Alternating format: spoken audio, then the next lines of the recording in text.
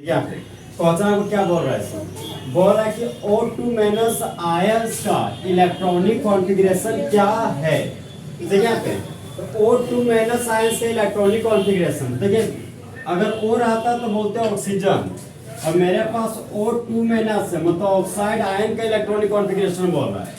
तो ऑक्सीजन का atomic number 8 है, तो इसके इलेक्ट्रॉनिक कॉन्फ़िगरेशन को ऑर्डर होता है 1 से ज्यादा एनर्जी किसका होता था 2s, और 2s से ज्यादा एनर्जी 2p, 2p से ज्यादा एनर्जी 3s, और 3s से ज्यादा एनर्जी 3p। 2 4 फिर यहाँ पे 4 वगैरह 2 4 4 ऑक्सीजन का लिख रहे हैं, ऑक्सीजन का लिख रहे हैं। ये क्या आपका ऑक्सीजन का इलेक्ट्रॉनिक कॉन्फ़िगरेशन। अब देखिए जब मुंडी पर नेगेटिव चार्ज आ गया तो ऑक्सीजन का एटॉमिक नंबर 8 हो गया, मतलब इलेक्ट्रॉन भी 8 हो गया, और ऑक्सीजन 2 इलेक्ट्रॉन गेन किया था, 8 और 2 कितना हो गया 10।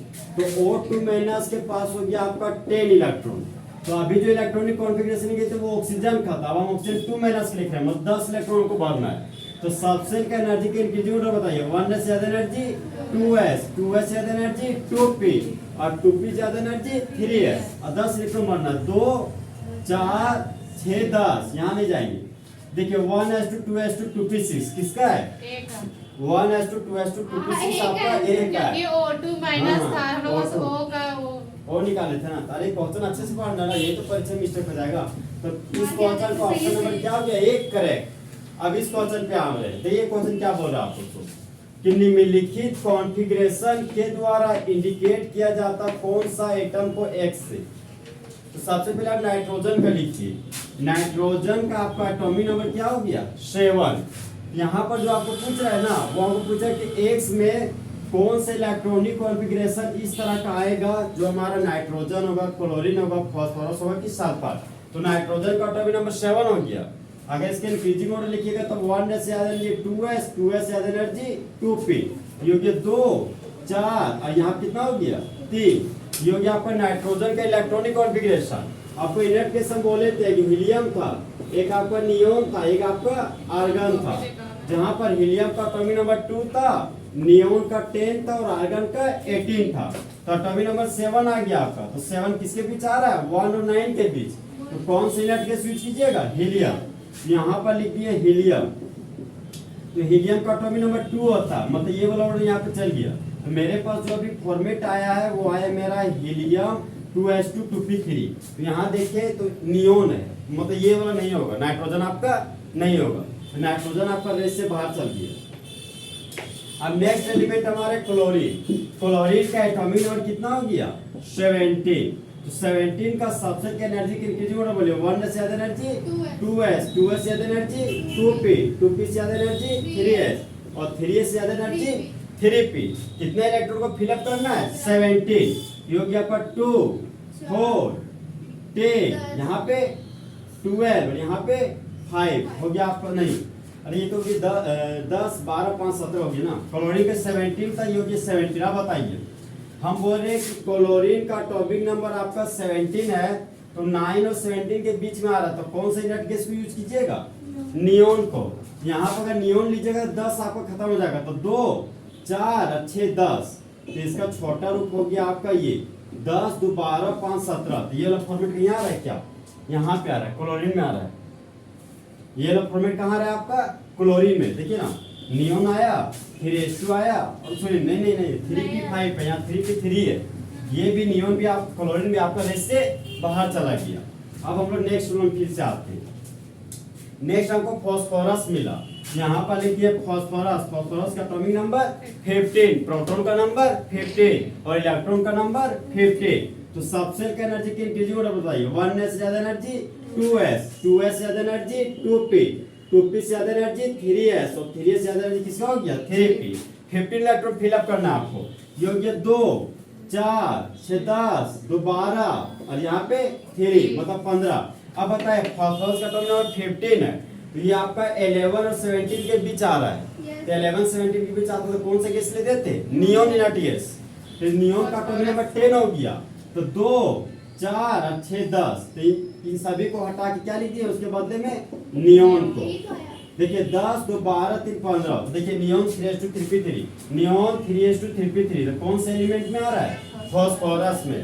इसका ऑप्शन नंबर आपका सी करेक्ट होगा। देखिए जिस तरह हम बोल रहे हैं उसी तरह आपको सोचना था, आप ऑलरेडी कहीं मिस्टेक कर दिए सोचने में, इसलिए आपको ऑप्शन सही नहीं आ पा रहा। अब देखिए नेक्स्ट क्वेश्चन आपको क्या बोल रहा है, बोल रहे सर आपके पास 3p ऑर्बिटल है, तो 3p ऑर्बिटल में उपस्थित नोड की कुल संख्या है। देखिए दोस्त नोड आपको हम बताए थे, सबसे पहले नोड आया तो आप सोचने चालू कीजिए कि आखिर नोड कहाँ पड़े थे।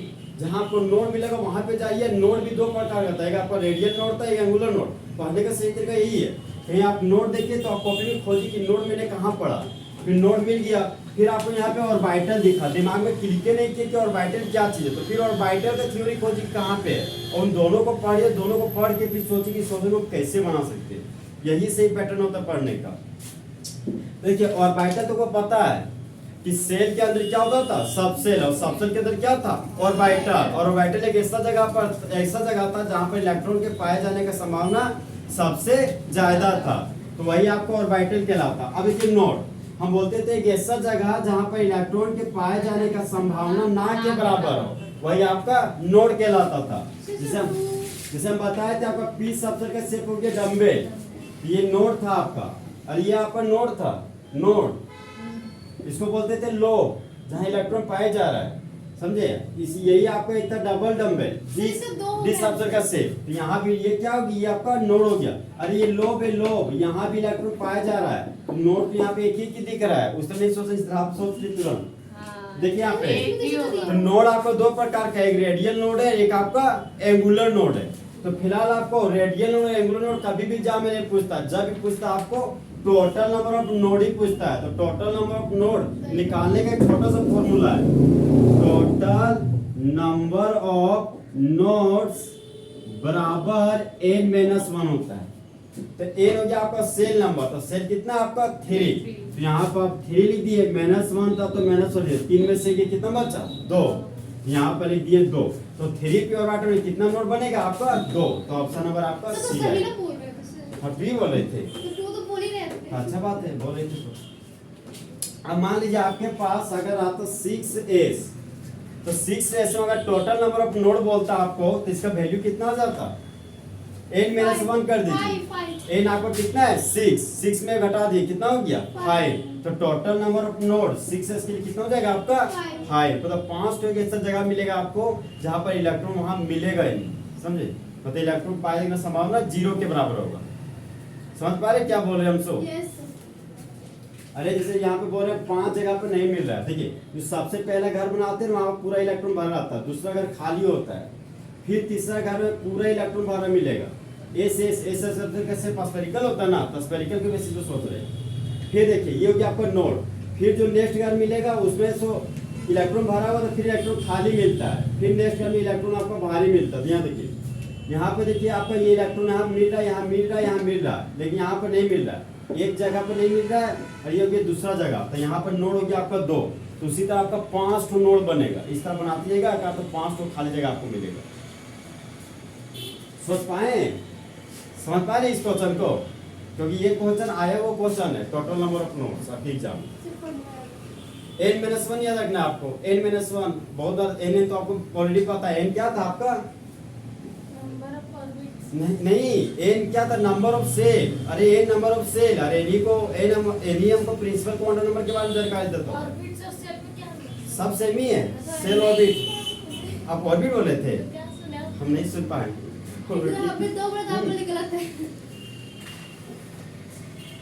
अरे तो समय बता रहे थे ना।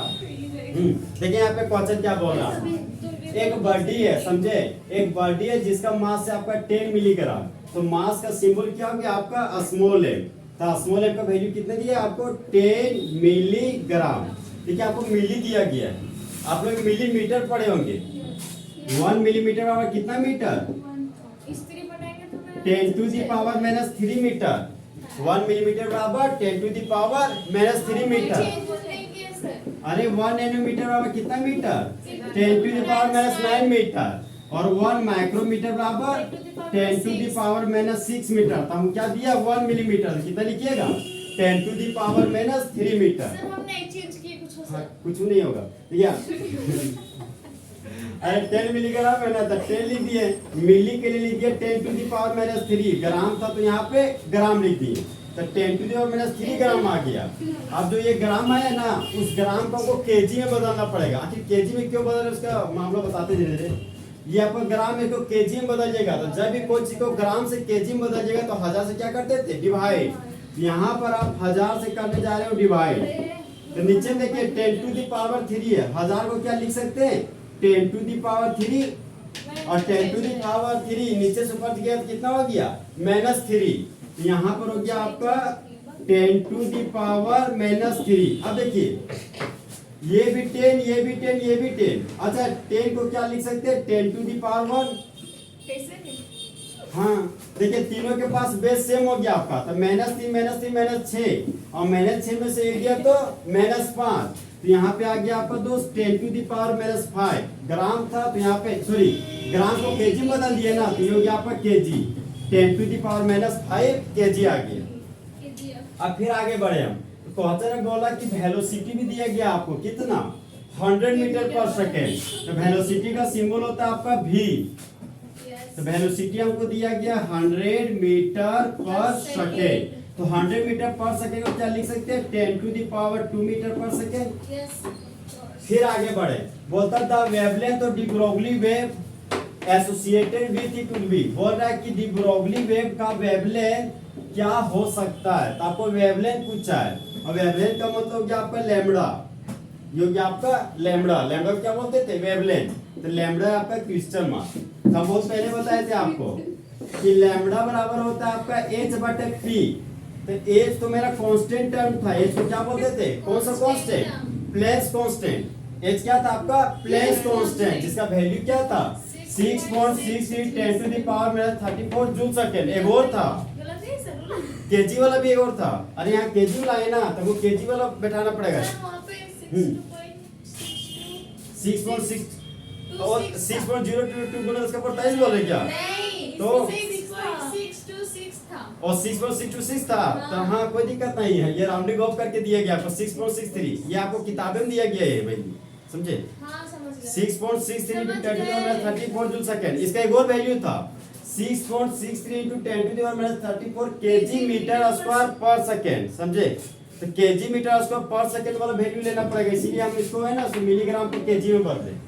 तो यहाँ पर प्लेस कांस्टेंट का वैल्यू कितना आ गया आपका 6.63 × 10 to the power -34 KG metre square पर सेकेंड। अब देखिए आपका P हो गया मोमेंटम। P क्या था आपका, मोमेंटम। और याद है आपको एक W भी बताया था आपको, एंगुलर मोमेंटम। मोमेंटम और एंगुलर मोमेंटम में डिफरेंस है आपका, आप लोग पढ़े होंगे। जिसके बाद मास और वेलोसिटी तो हो गया मोमेंटम, और एंगुलर मोमेंटम हो गया जब कोई इलेक्ट्रॉन ऑर्बिट में घूमता तो उस समय जो मोमेंटम काम करता है वो आपका एंगुलर मोमेंटम होता है। लीनियर मोमेंटम होता है जो स्ट्रेट डायरेक्शन में काम करता है। अब देखिए हम P बराबर हो गया mv। तो m हो गया मास। तो मास का वैल्यू कितना आपका 10 टू द पावर -5 kg।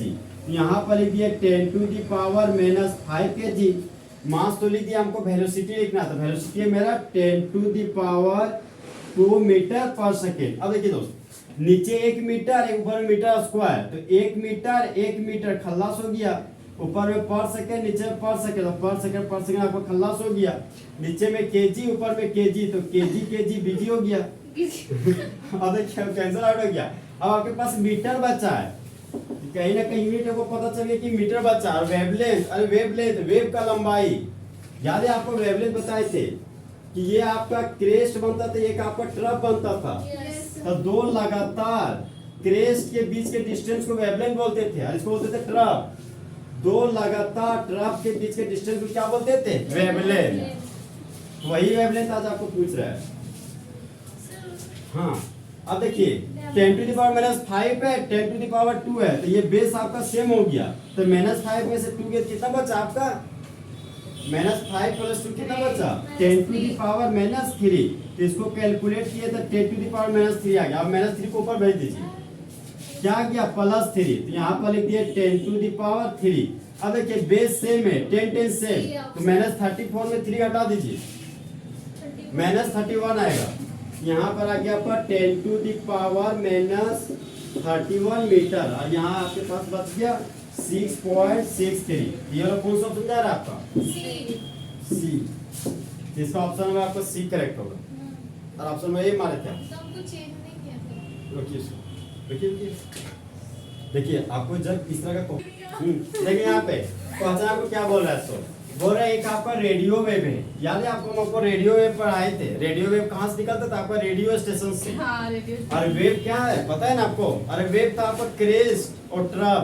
हाँ। जो क्रेस्ट और ट्रफ दौड़ रहा था उसी को आप वेव बोल रहे थे। जो डीजे में ढिचू ढिचू बजा था वही आपका वेव था, समझे? तो देखिए यहाँ पे बोल रहा है वेवलेंथ, रेडियो वेव का वेवलेंथ का फ्रीक्वेंसी आपका 3 मेगाहर्ट्ज है। तो फ्रीक्वेंसी का सिंबल क्या होता था आपका न्यू। अगर आप v लिखिएगा तो ये हो जाएगा आपका वेलोसिटी। तो वेलोसिटी का v का है, सो मुंह थोड़ा ऐड दीजिए। तो ये हो गया आपका न्यू, ठीक है। अब 3 मेगाहर्ट्ज है, तो यहाँ पर आपने लिख दिया 3 मेगाहर्ट्ज। देखिए हाँ 1 रेडियोमीटर बाद 10 का पावर माइनस 9 मीटर। तो मेगा का मतलब था 10 टू द पावर 6। मेगा का मतलब कितना गया? 10 टू द पावर 6। आप फिजिक्स में मेगाहर्ट्ज सुनोगे, मेगाहर्ट्ज का मतलब 10 टू द पावर 6 हर्ट्ज। यहाँ पर 3 था तो 3 डाल दिए, मेगा के बदले में डाल दिए 10 टू द पावर 6। हर्ट्ज था तो यहाँ पर लिख दिया हर्ट्ज। याद है आपको? बताए थे आपको फ्रीक्वेंसी का यूनिट एक हर्ट्ज होता है। हर्ट्ज को ही पर सेकंड ही बोलते हैं। हर्ट्ज को पर सेकंड ही बोला जाता था। हर्ट्ज की जगह पर क्या पर सेकंड लिख सकते हैं? यहाँ पर हम पर सेकंड लिख दिए। फिर आगे बढ़े तो बोलते हैं हाँ बोल रहा आपको वेवलेंथ निकालने बोल रहा है। तो वेवलेंथ का मतलब क्या हो गया आपका? लैम्बडा आपको निकालना है। तो लैम्बडा निकालना है आपको, फ्रीक्वेंसी दिया गया है। तो आपको सोचना पड़ेगा कि ऐसा कौन सा फॉर्मूला था जहाँ पे लैम्बडा था, एक न्यू था। एक आपका फॉर्मूला था न्यू बराबर सी बाई लैम्बडा। न्यू बराबर क्या था आपका? सी बाई लैम्बडा। और आपको लैम्बडा निकालना है तो क्या हम लिख सकते हैं कि लैम्बडा बराबर सी बटा न्यू। यहाँ पर लैम्बडा बराबर सी बटा न्यू लिख दिया। सी क्या था आपका? Velocity of light. और सी वेलोसिटी ऑफ लाइट था, इसी को बोलते थे स्पीड ऑफ लाइट। और स्पीड ऑफ लाइट का वैल्यू कितना होता था? 3 into 10 to the power 8 metre पर सेकेंड। अब न्यू आपका फ्रीक्वेंसी है, जिसका वैल्यू आपने कितना निकाला है? 3 into 10 to the power 6 पर सेकेंड। देखिए ऊपर में पर सेकेंड, नीचे में पर सेकेंड। तो पर सेकेंड कैंसिल आउट हो गया। 3 कैंसिल आउट। अब 6 ऊपर गया तो ये -6। तो -6 में 8 10 to the power -6 हो गया। बेस सेम है। आप देखिए मैथ में एक चीज पढ़े होंगे कि जब आधार सेम होता है तो घातांकों को जोड़ा जाता है, समझे? और यहाँ पे इंग्लिश में बोलते हैं जब बेस सेम होता है तो पावर को ऐड किया जाता है। तो 10 सेम था तो 10 ले लिए, मैं 8 में से -6 गया, कितना बचा? +2 मतलब 10 to the 2। और 10 to the power 2 आपका मीटर बच रहा है। तो 10 to the power 2 को क्या बोलते हैं? 100 मीटर। तो 100 मीटर के ऑप्शन है क्या? तो ऑप्शन नंबर ए आपका करेक्ट होगा। ऑप्शन नंबर ए आपका करेक्ट होगा। आप देखिए नेक्स्ट क्वेश्चन में आ रहे नीचे वाला। हाँ अभी की नेक्स्ट बार। हाँ इसके बाद लास्ट, इसके बाद कल नया चैप्टर पढ़ाएंगे। देखिए आप इसके बाद एक लास्ट है। हाँ नया चैप्टर। देखिए बोल रहे हैं ना कि the following quantum numbers are possible for how many orbitals. How many का मतलब होता है कितना। हाँ बोल रहे कितना ऑर्बिटल संभव है निम्नलिखित क्वांटम नंबर का। देखिए n बराबर आपको 3 दिया गया, तो n बराबर 3 लिखिए। l बराबर 2 है, l बराबर 2 है तो s लीजिएगा, p डी लिखिए, p लिखिएगा, d लिखिएगा। अरे d होगा सबसे s p d f। l का मान कितना था? 0 1 2 3। आपको बोला 2 तो 2 वाला यहाँ पे, तो d लीजिएगा। ये हो गया आपका 3d। अब हो रहा है m बराबर +2। m कौन सा नंबर था? m आपका मैग्नेटिक क्वांटम नंबर था। हम बोलते थे मोबाइल नंबर नहीं, मैग्नेटिक क्वांटम नंबर। देखिए तो m है आपका मैग्नेटिक क्वांटम नंबर जिसका वैल्यू था +L to 0 और 0 to प्लस है। तो l का मान कितना है आपका? 2 2। तो यहाँ पे +2 से 0 जाइएगा, 0 से कहाँ जाइएगा? -2 हो गया। तो आपको सिर्फ और सिर्फ +2 लेना है। मतलब m का वैल्यू सिर्फ और सिर्फ आपको +2 कंसीडर करना। अब देखिए यहीं से आपका आंसर निकल जाएगा। बोल रहा है कि m का वैल्यू +2 से 0 0 से -2 है। मतलब आपके पास जो वैल्यू +2 +1 0 है और -1 और -2 है। तो हम बताए थे आपको कि थर्ड से के डी सबसेट में m का वैल्यू +2 है तो उसके पास कितना ऑर्बिटल्स वो पूछ रहा है आपको। तो डी सबसेट में हाउ मेनी ऑर्बिटल्स? 5 ऑर्बिटल्स। तो डी सबसेट में 5 ऑर्बिटल होता है तो बहुत सारे बच्चा से 5 मार देता है। क्या ऑप्शन में 5 दिया गया है क्या? नहीं दिया गया। 1 2 3 4 5। देखिए 5 ऑर्बिटल नहीं दिया है, बहुत कभी देता है तो मार देता है। तो डी सबसे 5 ऑर्बिटल तो यहाँ 5 ऑर्बिटल बना दिए। अब बोल रहा है कि प्लस टू किसका वैल्यू होता है, तो बताए थे आपको, तो पहला ऑर्बिटल का प्लस टू होता है, फिर प्लस वन, ये जीरो, ये हो गया आपका माइनस वन, ये माइनस टू। इसका नाम भी बताया था dxy, dyj, dxj, dx square and y square, dz square बताए थे। यहाँ पर आपका m बराबर प्लस टू पूछ रहा था, m बराबर जिसका n बराबर 3 हो मतलब 3d है, और 3d में m का वैल्यू प्लस टू रखने वाला कितना ऑर्बिटल है आपका, एक ऑर्बिटल। इसलिए आपको ऑप्शन नंबर आपका सी जाएगा, 1 जाएगा, समझे। ऑप्शन नंबर सी आपको 1 जाएगा। समझ पाए कैसे बनाए सो। इसी तरह आपको सोचना था, आपको सोच ही नहीं पाते। देखिए दोस्त यहाँ पे अब सुनिए क्वेश्चन क्या बोल रहा है आपको, बोल रहा हाइड्रोजन, हीलियम प्लस और लिथियम 2 प्लस है आपके पास, जो हमारा तीनों का तीनों आपका फर्स्ट ऑर्बिट है। मतलब तीनों के पास आप कौन सा ऑर्बिट है, आपका फर्स्ट ऑर्बिट। मतलब फर्स्ट ऑर्बिट दिया गया हमको, तो पता चलिए n बराबर क्या है, ये मेरा 1। तो बोलते हैं कि आप रेशियो निकालिए, किसका रेशियो निकालिए, रेडियस का। रेडियस का प्लूरल होता है आपका रेडियाई, समझे। ये आपका हो गया रेडियाई, मतलब रेडियस आपको निकालने बोल रहा है। तो हम लोग के पास एक हॉट फॉर्मूला है, रेडियस ऑफ एनथ ऑर्बिट बराबर n स्क्वायर बटा z इनटू 0.529 एंगस्ट्रॉम। ठीक है, यहाँ पे n स्क्वायर आपका ऑर्बिट नंबर है जो आपका 1 है तीनों के लिए, तो तीनों के लिए 1 और 1 मेरा कॉमन है। तो यहाँ पर अगर 1 का भी स्क्वायर कीजिएगा तो 1 ही आएगा। यहाँ पर आपका n स्क्वायर तो वैसे वैसे बाहर हो गया, तीनों को 1 1 वजह से। अब देखिए 0.529 एंगस्ट्रॉम तीनों के लिए आपको कॉमन टर्म है, तीनों में आपको 0.529 एंगस्ट्रॉम बार बार लेना पड़ेगा। तो ये भी आपका रेशियो क्या चल गया बाहर, तो आपके पास बच गया 1/j। हाँ वही कर रहे हैं। अब और इजी हो गया। देखिए अब देखिए सबसे पहले हम रेडियस निकाले हाइड्रोजन एटम का, तो रेडियस ऑफ हाइड्रोजन एटम लिखिए H2, radius of helium plus, फिर H2, फिर लिखिए radius of lithium 2 plus. H2 को अनुपात बोलते हैं हिंदी में। यहाँ देखिए 1/z बचा, यहाँ पे ऊपर में 1 लिखा, नीचे में z लिखना है। तो हाइड्रोजन का एटॉमिक नंबर कितना हो गया 1, तो 1/1 लिख दिए। H2 था तो यहाँ पर H2 लिख दिए। फिर रेडियस निकालता 1/z, तो 1 लिख दिया। हीलियम का एटॉमिक नंबर कितना हो गया 2, यहाँ पर लिख दिया 1/2।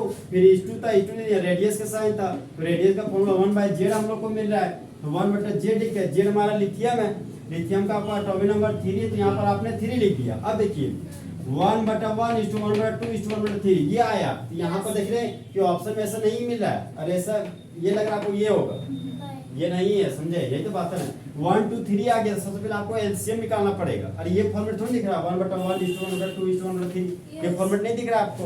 तो अब यहाँ आपको एलसीएम निकालना पड़ेगा 1 2 3 का। 1 2 3 का एलसीएम निकालिए, 3 2 6, यहाँ पर आप निकालिए तो आपके पास आएगा 6। तो नीचे 6 6 आ रहा है, तो ऊपर में देखिए नीचे में आपका 6 आ रहा, तो ये 1 हो गया, ये हो गया आपका 1 × 6 मतलब 6 डायरेक्ट लिख दूं सर? हाँ मतलब अब डायरेक्ट लिख दे। यहाँ पे क्या लिख सकते हैं 6/1 is to 6/2 is to 6/3। अरे नीचे में 6 आया आपका एलसीएम, वही जो नीचे आया उसी को ऊपर से आप 6 6 लिख दीजिए। अब इसको देखिए, एक को 6 से भागा दीजिएगा तो 6 ही आएगा। is to तो is to 2 3 जा 6, 3 2 जा 6, इसका ऑप्शन आएगा आपका 6 is to 3 is to 2। तो हमारा ऑप्शन नंबर बी करेक्ट होगा। सबसे स्पेशल सोचना था आपको।